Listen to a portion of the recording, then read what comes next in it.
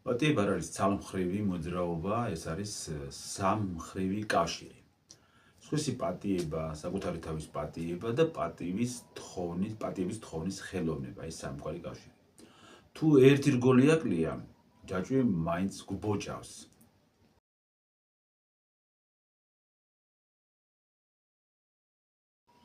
პატიება არ არის სისუსტე ან დათმობა, ეს არის შინაგანი რესურსების ოპტიმიზაცია.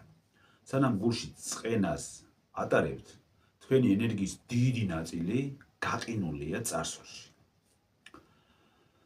წარმოიდგინეთ, თქვენი ყოველდღიური ენერგია როგორც ფიქსირებული ბიუჯეტი რა, ბიუჯეტი ხო იცით, რაც არის? წყენა არის ვალი, რომელსაც ყოველდღიური პროცენტი ერიცხება. თუ წყენა მეტია ნულზე, მაშინ რაც უფრო მეტი დრო გადის, მით უფრო მეტად მცირდება თქვენი შინაგანი მშვიდობა. პატიება არის ამ ვალის ჩამოწერა ბრძოლებში, რათა რესურსი აწყოში დააბრუნოთ. ერთ-ერთი მიზეზი, რის გამოც ვერ ვპატიობთ, არის ილუზია, რომ ჩვენ 100%-ით მართლები ვართ. სახარება ამ ილუზიას ერთი წინადადებით ძალიან საინტერესო დაამსხვრევს. გაიხსენეთ ეს? როგორ ეტყვის შენს ძმას, მაცალი ამოვიღო ბეწნი თვალიდან და შენს თვალში კი დირია. მათი სახარებიდან არის ეს ფრაზა. ნებისმიერ კონფლიქტში არ არსებობს ერთი აბსოლუტური მსხვერპლი და ერთი აბსოლუტური მოძალადე.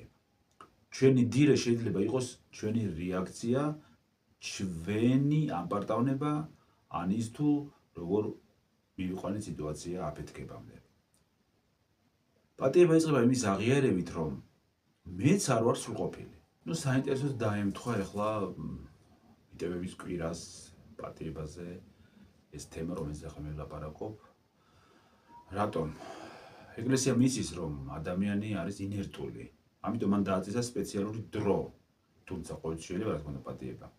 მიტევების კვირა დააწესა და რატომ? რადგან დაუზავებლად დაწყებული ნებისმიერი საქმე, მარხვა, პროექტი, ახალი ურთიერთობა არის განწირული. წყენა არის ტოქსიკური ნალექი, რომელიც ფილტრავს ნებისმიერ კეთილგანზრახვას.